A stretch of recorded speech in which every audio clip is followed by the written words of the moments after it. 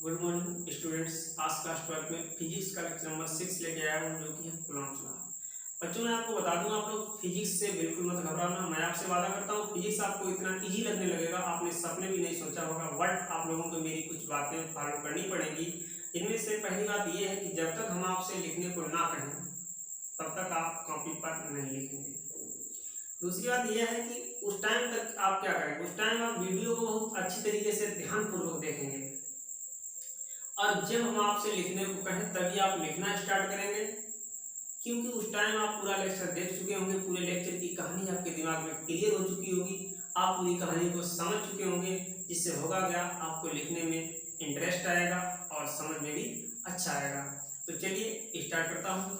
तो हेडिंग लगाएंगे कूलॉम का नियम। कूलॉम का नियम आपको बताते हैं कि कूलॉम का नियम बेसिकली दो बिंदु आवेशों के मध्य इंटरेक्शन के बारे में बताता है।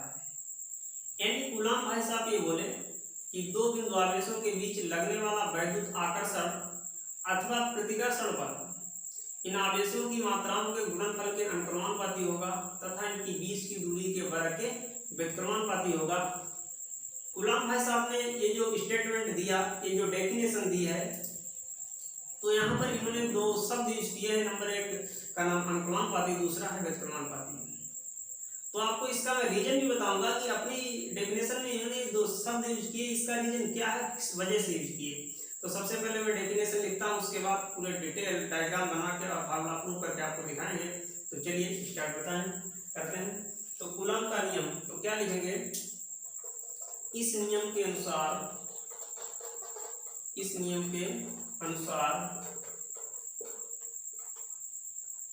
दो बिंदु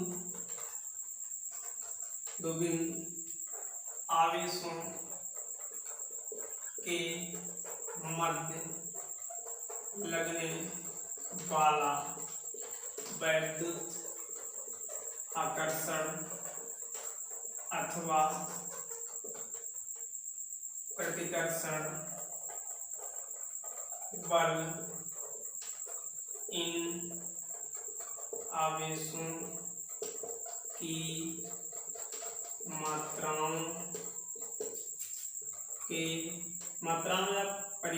मात्राओं या परिमाणों के गुणनफल के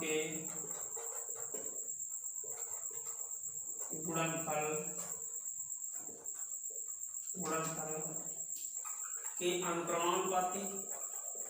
तथा बीच की दूरी के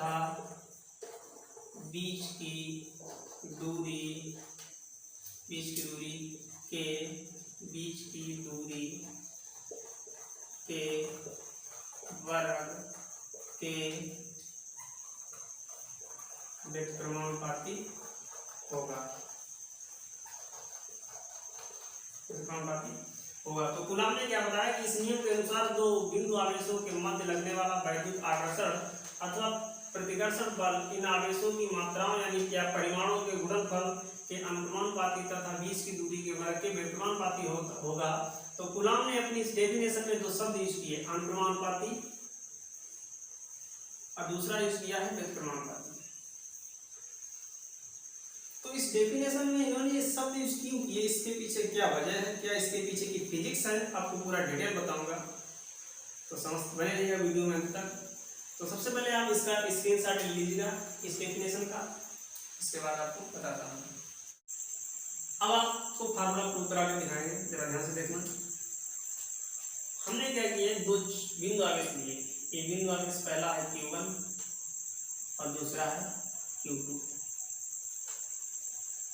दोनों बिंदु आवेशों के सेंटर पॉइंट से यानी केंद्र बिंदु से जो मिलाने वाली एक हमने रेखा खींची, दोनों केंद्र बिंदु को मिलाने वाली रेखा खींची, यानी दोनों आवेशों के बीच की जो हमने दूरी मानी वो r मानी। क्या मानी, r। अगर हम इसे Q1 चार्ज कह दें और इसे हम 2 चार्ज कह दें, तो सेकेंड चार्ज फर्स्ट चार्ज पर एक फोर्स लगाएगा। क्या लगाएगा, जरा ध्यान से देखना। F12 यानी force on the first charge due to two, force on the first charge due to two. कहने का मतलब ये है कि जो पीछे वाला डिजिट ये बता रहा है कि सेकंड चार्ज की वजह से फर्स्ट चार्ज पर लगने वाला बल, यानी सेकंड चार्ज के कारण फर्स्ट चार्ज पर लगने वाला बल। उसी टाइप से ये Q1 चार्ज है, इस Q2 चार्ज पर भी फोर्स लगाता है, जिसका नाम क्या हो जाएगा F21। क्या नाम होगा इसका F21। F21 का मतलब यह है कि पहला चार्ज जो आगे वाला डिजिट है, पहला चार्ज दूसरे चार्ज पर फोर्स लगाता है F21, बट इसकी डायरेक्शन चेंज है। मतलब ये दोनों पॉजिटिव चार्ज हैं, तो पॉजिटिव चार्ज हमेशा एक दूसरे को क्या करते हैं, रिपल करते हैं, प्रतिकर्षित करते हैं। तो इस वजह से ये वाला चार्ज इस पे फोर्स इधर की तरफ लगा रहा है, ये वाला चार्ज इस पे फोर्स उधर की तरफ लगा रहा है। तो कहने का मतलब यहाँ पर हम लिख सकते हैं F12 equal to minus F21। इसका मतलब यह है कि दोनों फोर्स का जो परिमाण है, जितना इधर फोर्स लग रहा है जस्ट उतना उधर फोर्स लग रहा है, तो दोनों आपस में बराबर होंगे, लेकिन डायरेक्शन में विपरीत। माइनस चिन्ह क्या शो कर रहा है, डायरेक्शन में विपरीत होंगे। अब आपको एक बात बता दूं, कूलॉम ने अपने का नाम डेफिनेशन में या अपने नियम में 2-3 बातें मेंशन की थी। पहले उन्होंने क्या बात बताई, लिख देना इसे नोट करके। पहली बात इन्होंने बताई कि ये जो चार्ज है ये पॉइंट चार्ज होने चाहिए। कैसे चार्ज होने चाहिए, पॉइंट चार्ज, यानी बिंदु आवेश होने चाहिए। कहने का मतलब ये है कि ऐसा नहीं ये चार्ज इतने बड़े हो, ऐसा नहीं, ये चार्ज बहुत छोटे होने चाहिए। तो हम लिख सकते हैं चार्ज यानी आवेश कैसे चार्ज होने चाहिए, पॉइंट चार्ज पॉइंट चार्ज होने चाहिए। यानी आवेश है वो बिंदु आवेश, पॉइंट चार्ज का मतलब बिंदु आवेश, यानी बहुत छोटे आवेश होने चाहिए। दूसरा इन्होंने क्या बात कही, दूसरी इन्होंने ये बात कही कि सेकंड चार्ज जो है वो फर्स्ट चार्ज पर एक फोर्स लगाएगा, तो हमेशा कैसे फोर्स लगाएगा, जरा ध्यान से समझना। इन्होंने कहा कि सेकंड चार्ज फर्स्ट चार्ज पर ऐसा नहीं कि इधर की तरफ फोर्स लगा दे, इधर की तरफ फोर्स लगा दे, मतलब इस टाइप से या फिर इस टाइप से फोर्स लगा दे, ऐसे नहीं लगाएगा। कैसे लगाएगा, हमेशा इन दोनों आवेशों को मिलाने वाली रेखा के सीध में, इन दोनों आवेशों के केंद्रों को मिलाने वाली रेखा के सीध में फोर्स लगेगा, यानी इन दोनों आवेशों के केंद्रों को मिलाने वाली रेखा के अनुदिश फोर्स लगेगा। कहने का मतलब सेकंड चार्ज फर्स्ट चार्ज पर बल लगाएगा तो सीधी दिशा में इस टाइप से, और फर्स्ट चार्ज सेकंड चार्ज पर बल लगाएगा सीधी इस दिशा में, यानी इन दोनों आवेशों के केंद्रों को मिलाने वाली रेखा के अनुदिश, इसी रेखा के अनुदिश मतलब इसी डायरेक्शन में। ऐसा नहीं कि ये फर्स्ट चार्ज इस पे सेकंड चार्ज पता लगे ऐसा फोर्स लगा दे या फिर इधर की तरफ फोर्स लगा दे, ऐसा नहीं लगाएगा। ये बात कूलॉम ने का नाम भाई साहब ने कही। तो हम क्या लिखेंगे कि दो बिंदु आवेशों के मध्य लगने वाला फोर्स इन दोनों आवेशों के केंद्रों को मिलाने वाली रेखा के अनुदिश होगा। क्या कहेंगे, दो बिंदु आवेशों के मध्य लगने वाला बल इन आवेशों के केंद्रों को मिलाने वाली रेखा के अनुदिश, ये केंद्र है और इनको मिलाने वाली ये रेखा है। आवेशों के केंद्रों को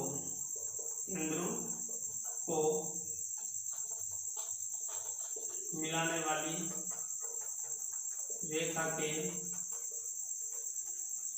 अनुदिश होगा। कैसा होगा, अनुदिश होगा। बात समझ में आई कि दोनों चार्ज एक दूसरे पर जो फोर्स लगाएंगे वो इन दोनों आवेशों को मिलाने वाली रेखा के अनुदिश लगेगा, इसी डायरेक्शन में लगेगा या फिर ये इसी डायरेक्शन में लगेगा। इन्होंने तीसरी बात क्या कही, तीसरी बात कूलॉम भाई साहब बोले कि जो फोर्स का मान है, यानी टू चार्जेस के मध्य फोर्स का मान है, या दो बिंदु आवेशों के मध्य जो फोर्स लगेगा वो माध्यम पर डिपेंड करेगा। किस पर डिपेंड करेगा, मीडियम पर डिपेंड करेगा। कहने का मतलब अगर मीडियम निर्वात है तो वहां पर कुछ अलग टाइप का फोर्स लगेगा, अगर मीडियम वाटर है या फिर ऑयल है तो वहां पर कुछ अलग टाइप का फोर्स लगेगा। तो हम क्या लिखेंगे कि दो बिंदु आवेशों के मध्य, दो बिंदु आवेशों के मध्य लगने वाला बल, लगने वाला बल माध्यम की प्रकृति पर निर्भर करेगा। मतलब जिस टाइप का माध्यम होगा उसी टाइप से फोर्स लगेगा। तो ये नोट में पॉइंट लिख देना, 3 याद रखना, कूलाम की ये तीनों पॉइंट याद रखना। अब हम फार्मूला प्रूव करेंगे, तो कैसे करेंगे जरा ध्यान से समझना। कूलाम ने अपने स्टेटमेंट में क्या कहा था समझा था ध्यान से, हम उसे दोबारा रिवाइज कर रहा हूँ। कूलाम भाई साहब ये बोले थे कि दो बिंदु आवेशों के बीच लगने वाला वैद्युत आकर्षण अथवा प्रतिकर्षण बल इन आवेशों की मात्राओं के गुणनफल के अनुक्रमानुपाती होगा। तो कैसे लिखेंगे हम, या प्रोपोर्शनल, पहला आवेश क्या, पहला आवेश है Q1 इंटू Q2। फिर इन्होंने कहा कि यही फोर्स इन दोनों आवेशों के बीच की दूरी के वर्ग के व्युत्क्रमानुपाती होगा, यानी कि आप प्रोपोर्शनल 1/r², क्योंकि इनके बीच की दूरी क्या है, r है। अब क्वेश्चन यहाँ पर ये उठता है बच्चों कि यहाँ पर इन्होंने अनुक्रमानुपाती क्यों कह दिया, यहाँ पर क्या कह दिया, अनुक्रमानुपाती, क्या वजह थी इसकी, और यहाँ पर क्या कह दिया, व्युत्क्रमानुपाती। ये शब्द आपने क्लास 9th 10th 11th में पढ़े होंगे। तो इनका आखिरकार मतलब क्या होता है, अनुक्रमानुपाती व्युत्क्रमानुपाती का मतलब क्या होता है, ये शब्द कब और कहाँ कैसे यूज किए जाते हैं, तो बताता हूँ आपको डिटेल में। तो सबसे पहले आप इसका स्क्रीनशॉट ले लीजिएगा यहाँ, तो समझिएगा कि अनुक्रमानुपाती और व्युत्क्रमानुपाती आखिरकार क्यों यूज किए जाते हैं और इसका मतलब क्या होता है। देखिए आपको बता दूं कि अनुक्रमानुपाती कहाँ यूज किया जाता है, पहले मैं आपको इसकी चर्चा करूंगा। हमने क्या किया, हमने यहाँ पर एक पुत्र ले लिया और एक पिता ले लिया। जरा ध्यान से समझना, कहानी बहुत इंटरेस्टिंग है। हमने क्या किया, पुत्र की उम्र मान ली 10 वर्ष और पिता की हमने उम्र मान ली 30 वर्ष। अब हम क्या कर रहे हैं, जब वर्तमान उम्र है, कैसी है, आज की डेट में वर्तमान उम्र है इन दोनों की। आपको समझाना चाह रहा हूँ कि ये शब्द यूज कब किया जाता है, समझना जरा ध्यान से। पुत्र की उम्र 10 वर्ष, पिता की उम्र 30 वर्ष। अब अगर मैं आपसे कहूँ कि ये बात बताओ कि बताओ 5 वर्ष बाद पिता और पुत्र की वर्तमान आयु क्या हो जाएगी, तो आप क्या कहेंगे। 5 वर्ष बाद अगर हम एज पूछें तो आप क्या कहेंगे, पुत्र की उम्र हो जाएगी 15 वर्ष, 5 वर्ष बाद जुड़ जाएगी ना, और पिता की उम्र हो जाएगी 30 वर्ष, सॉरी 35 वर्ष। पिता की उम्र क्या हो जाएगी, 35 वर्ष। अगर उसी तरीके से फिर 7 वर्ष बाद कहें तो पुत्र की हो जाएगी 15 7 22 वर्ष, और पिता की क्या हो जाएगी 35 7 42 वर्ष। तो यहाँ क्या दिख रहा है आपको, हम देख रहे हैं कि पुत्र की उम्र जब 15 वर्ष थी तो पिता की उम्र 35 वर्ष हो गई। पुत्र की उम्र जब 22 वर्ष थी तो पिता की उम्र 42 वर्ष हो गई। कहने का मतलब यह है कि जैसे यूं कहने कि जैसे जैसे पिता की उम्र बढ़ती जाती वैसे वैसे पुत्र की भी उम्र बढ़ती जाती, या यूं कहने कि जैसे जैसे पुत्र की उम्र बढ़ती जाती वैसे वैसे पिता की उम्र बढ़ती जाती। क्या ऐसा कभी हो सकता है कि पिता की उम्र बढ़े और पुत्र की उम्र ना बढ़े। फर्ज करो अगर पिता 30 वर्ष का है, पुत्र की उम्र 10 वर्ष की है, 5 वर्ष बाद पिता 35 वर्ष का हो गया और पुत्र 10 वर्ष का ही रहा, ऐसा कभी हो सकता है? जिंदगी में नहीं ऐसा हो सकता है, दोनों की एज जुड़ेगी ना। तो यहाँ पर क्या हो रहा है कि पिता के साथ साथ पुत्र की उम्र बढ़ रही है, या यूं कहते हैं पुत्र के साथ साथ पिता की उम्र बढ़ रही है। तो कहने का मतलब अगर एक साइड बढ़ती है तो यहाँ पर दूसरी साइड भी बढ़ती है। तो याद रखना, जहां पर एक साइड बढ़ने से अगर दूसरी साइड बढ़े तो वहां पर क्या यूज किया जाएगा, अनुक्रमानुपाती। तो हम क्या यहाँ पर कह सकते हैं कि जो पुत्र की उम्र है वो पिता की उम्र के अनुक्रमानुपाती, यानी पुत्र की उम्र पिता की उम्र के अनुक्रमानुपाती। मतलब कि अगर पिता की बढ़ती है तो पुत्र की बढ़ती है, या फिर यूं कहने अगर पुत्र की बढ़ती है तो पिता की बढ़ती है। कहने का मतलब अनुक्रमानुपाती शब्द वही यूज किया जाता है जहां पर एक साइड बढ़ने से दूसरी साइड भी बढ़े। क्या ऐसा चार्ज के अंदर हो रहा है, जरा ध्यान से समझना। क्या ऐसा चार्ज के अंदर, क्या ऐसा आवेशों के अंदर हो रहा है, समझना जरा ध्यान से। तो आप इसे नहीं नोट करेंगे, हमने सिर्फ आपको समझाने के लिए बताया था। अब जरा ध्यान से देखना, हमने एक चार्ज यहाँ पर ले लिया 5 कूलम और दूसरा हमने चार्ज ले लिया ये भी +5 कूलम समझो और ये भी +5 कूलम। तो इन दोनों के बीच अगर हम फोर्स की बात करें तो इन दोनों के बीच एक फोर्स लगेगा, ये दोनों एक दूसरे को रिपल करेंगे। तो जब ये दोनों एक दूसरे को रिपल करेंगे तो हमने मान लिया कि इनके बीच जो फोर्स लग रहा है वो 10 न्यूटन का लग रहा है। अगर हम चार्ज की वैल्यू बढ़ा दें, हमने चार्ज कर दिया 10 कूलम और इसको भी हमने कर दिया 10 कूलम। अब आप ये बताओ क्या फोर्स अब भी 10 न्यूटन नहीं लगेगा? भाई चार्ज की मात्रा, चार्ज की जब वैल्यू बढ़ी है, चार्ज का मान जब बढ़ा है तो फोर्स का मान नहीं बढ़ेगा। फोर्स और तेजी से एक दूसरे को मतलब फोर्स जो लगेगा तो उसकी वैल्यू ज्यादा होगी, वो अब तेजी से एक दूसरे को रिपल करेगा, धकेल देगा इधर उधर। तो यहाँ पर फोर्स की वैल्यू सीधी सी बात बढ़ेगी, है ना? 10 न्यूटन थी 20 न्यूटन हो जाएगी। तो यहाँ पर क्या हो रहा है कि जैसे जैसे चार्ज का मान बढ़ रहा है, आवेश का मान बढ़ रहा है, वैसे वैसे इन पर लगने वाला फोर्स का मान बढ़ रहा है।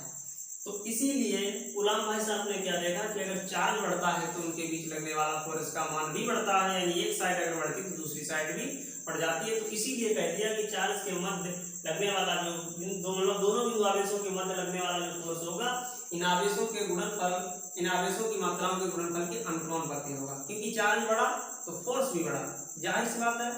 ये तो आप अपने लाइफ में प्रैक्टिकली देखते ही होंगे। भाई अगर कोई बच्चा है, मान लो किसी अगर कोई 250 वोल्टेज वाली लाइन की तरफ जाता है, उसे 250 अगर वोल्टेज का करंट लगता है तो वो करंट कुछ अलग टाइप का होगा, उसके ऊपर फोर्स कुछ अलग टाइप की लगेगी। और अगर वही 11,000 वोल्टेज वाला करंट लग जाए तो उसके ऊपर क्या उतना ही फोर्स लगेगा जितना 250 पे लगता था, ऐसा नहीं। तब फोर्स का मान बढ़ेगा, मतलब जो इलेक्ट्रिक फोर्स है उसका मान बढ़ेगा, क्योंकि वैल्यू बढ़ती है चार्ज की, आवेश का जो मान बढ़ता है। तो इसीलिए यहाँ पर क्या यूज किया गया? अनुक्रमानुपाती। अब बताता हूँ कि व्युत्क्रमानुपाती कब यूज किया जाता है। दूसरा है अनुक्रमानुपाती वाला, व्युत्क्रमानुपाती वाला केस। समझना, एक हम एग्जाम्पल दे रहे हैं आपको। मान लो कि आप किसी पेट्रोल पंप पर 1000 रुपए का डीजल लेने गए, आपके पास रुपए है 1000, ठीक, और आपके पास जो बर्तन है डीजल लेने का वो समझो हमने मान लिया 20 लीटर का है। क्या है? 20 लीटर का है। तो आप ये बताओ कि आपने जब पहले स्टार्टिंग में जब 100 रुपए का डीजल डलाया तो समझो बर्तन इतना भर गया डीजल से, समझ रहे ना? लेकिन आपके रुपए आपके पास कितने बचे? 900 रुपए घटे, लेकिन बर्तन थोड़ा बढ़ा, बर्तन की मतलब जो लेवल है वो बढ़ा डीजल से। अब तो आपने कहा कि भाई 200 रुपए का और डाल दो, तो आपके पास सब रुपए कितने बचे? 700। अब डीजल समझो यहाँ पर आ गया। आपने कहा भाई डीजल और थोड़ा 300 रुपए का डाल दो, चलो उसने कहा डाल देंगे। तब आपके पास रुपए कितने बचे? 400, लेकिन डीजल बढ़ता जा रहा है। तो हम यहाँ पर क्या देख रहे हैं कि इधर रुपए जो है वो कंटिन्यू घटते जा रहे हैं और उधर बर्तन में जो डीजल की मात्रा है वो बढ़ती जा रही है। यानी एक साइड घटती है तो दूसरी साइड बढ़ती है, एक साइड अगर घटती है तो दूसरी साइड बढ़ती है। तो याद रखना मेरे बच्चों, अगर एक साइड घटे और एक साइड घटने से अगर दूसरी साइड बढ़े तो वहां पर हमेशा हमेशा व्युत्क्रमानुपाती यूज किया जाता है। तो यहाँ पर कह सकते हैं कि जो रुपए है या जो डीजल है वो रुपए के व्युत्क्रमानुपाती, मतलब अगर डीजल बढ़ेगा तो जेब से जो रुपए 1000 लेके गए थे भाई, अब हम 10 मतलब 2 लीटर डीजल डलवाया, 3 लीटर डलवाया, 4 लीटर डलवाया, है ना? तो रुपए जो जेब 1000 लेके गए थे वो क्या उतने ही बने रहेंगे, उनमें से कमी नहीं आएगी, कमी आएगी। तो ऐसी स्थिति में क्या यूज किया जाता है? व्युत्क्रमानुपाती। यहाँ पर रुपए घट रहे हैं क्योंकि हम डीजल लेते जा रहे हैं धीरे धीरे रुपए बढ़ा बढ़ाकर, और उधर डीजल का मान जो डीजल की जो वैल्यू है यानी जो उसका आकार है बर्तन में डीजल का बढ़ता जा रहा है। तो इसीलिए यहाँ पर क्या यूज किया जाएगा? व्युत्क्रमानुपाती। एक साइड बढ़ती है तो दूसरी साइड घटती है। अब इस कहानी की लिंक जोड़ता हूँ इक्वेशन नंबर 2 से। कैसे चल रहा है समझना बच्चों।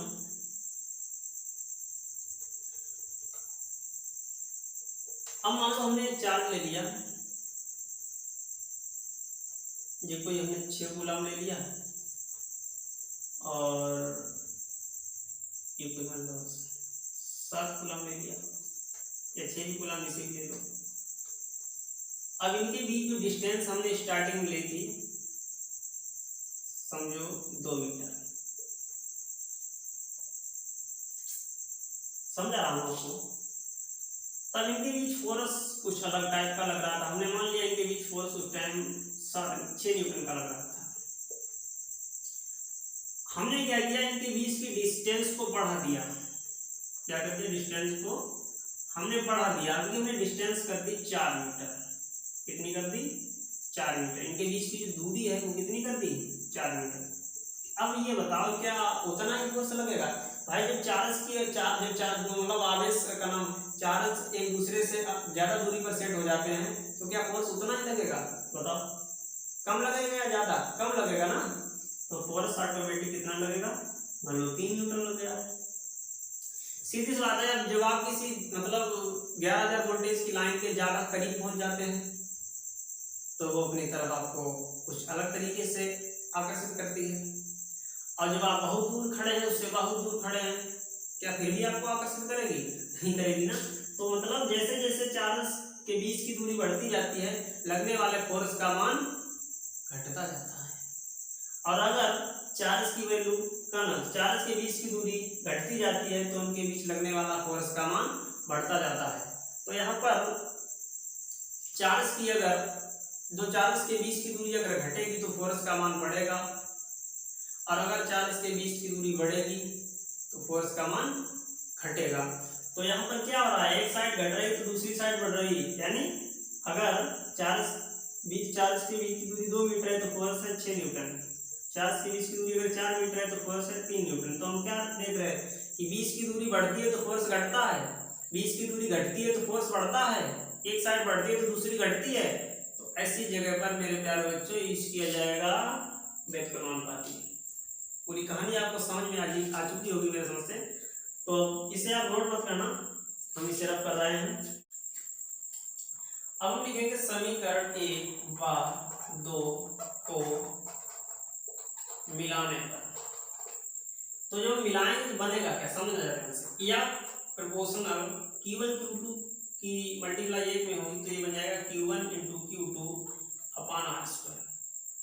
अब यहाँ से जब अनुपात चिन्ह हटेगा तो एक नियतांक आएगा, कांस्टेंट आएगा, जिसे हम नाम देंगे K। Q1 Q2 upon R²। K एक समानुपाती नियतांक है, इसे कूलॉम नियतांक कहते हैं। क्या कहते हैं, जहां K एक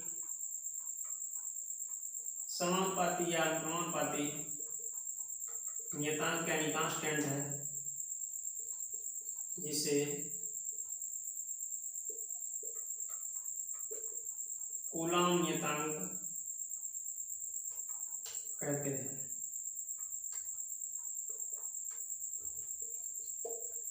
आपको बता दें निर्वात में वैक्यूम में K बराबर होता है 9 × 10⁹। अब अगर हम इसकी यूनिट निकालें तो कैसे निकालेंगे बच्चों, जरा ध्यान से देखना। अगर यहाँ से हम K की वैल्यू निकालें तो क्या होगा, R इस मतलब अपान में है, इंटू में आएगा। तो अगर यहाँ से हम K की वैल्यू निकालें तो क्या निकलेगा, ये बताओ बच्चों, F × R² upon Q1 × Q2, यही तो निकल जाएगी। और इस यहाँ से हम इसकी यूनिट बना सकते हैं। कैसे बनाएंगे, जरा ध्यान से देखना। F की यूनिट क्या होती है, न्यूटन। R क्या है, डिस्टेंस, दूरी, और दूरी हमेशा किसमें नापते हैं, मीटर या किलोमीटर या सेंटीमीटर, है नहीं। तो यहाँ पर बेसिकली किसमें नापी गई है, मीटर में। तो R का मात्रक क्या हो जाएगा, मीटर²। चार्ज का मात्रक क्या होता है, कूलॉम। और कितने चार्ज हैं, 2, एक Q1 एक Q2, तो कूलॉम इंटू कूलॉम तो क्या हो जाएगा, कूलॉम²। यानी K का मान आया 9 × 10⁹ न्यूटन मीटर प्रति कूलॉम²। तो अब इसका स्क्रीनशॉट ले लीजिएगा, यहाँ से यहाँ तक, यहाँ से और ये डायग्राम ये तो आप पहले ही इसका लिख चुके हैं। अब हम इस K का मान जो 9 × 10⁹ है यहाँ पर पुट करेंगे तो कैसा हमारा बनेगा फॉर्मूला, 9 × 10⁹। यहाँ पर हम K की वैल्यू पुट कर रहे हैं और Q1 Q2 upon R square मात्र क्या होता है न्यूटन। अब देखिए के की एक वैल्यू और होती है 1/4 पाई एप्सिलॉन नॉट, यूनिट वही रहेगी न्यूटन मीटर स्क्वायर पर कूलम स्क्वायर, क्योंकि अगर हम इसकी वैल्यू पुट करें पाई की एप्सिलॉन नॉट तो ये चीज निकल जाएगी। तो कहने का मतलब ये है कि के की जगह पर हम ये चीज भी रख सकते हैं। तो फॉर्मूला क्या बन जाएगा, जब के की जगह पर हम इस चीज को पुट करेंगे तो फॉर्मूला हमारा बनेगा 1/4 pi epsilon naught Q1 × Q2 upon R square मात्र क्या रहेगा न्यूटन। यही है बेसिकली कूलम का नियम। और एप्सिलॉन नॉट क्या है, मीडियम की परमिटिविटी। तो आपको अगले लेक्चर में बताऊंगा इस का नाम मीडियम की परमिटिविटी किसे कहते हैं, ये किस तरीके से मीडियम पर डिपेंड करती है। और आपको बताऊंगा कि जब दो बिंदु आवेश किसी अलग मीडियम में रख दिए जाएं, जैसे जल में रख दिए जाएं या ऑयल में रख दिए जाएं, तो इनके बीच जो फोर्स लगेगा वो किस टाइप से बिहेव करेगा, इन सब चीजों को अगले लेक्चर में बताऊंगा। तो आज के लिए ही इतना। Thanks for watching.